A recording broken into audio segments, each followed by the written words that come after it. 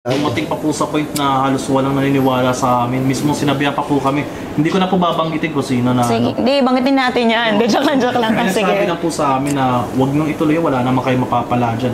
Ano ang pinakamahirap na pagdaanan natin as a group? Nung dati, nung mag-umpisa kami, mahirap talaga kasi like si Joel, Bon, Renz, yan, nagtatrabaho sila.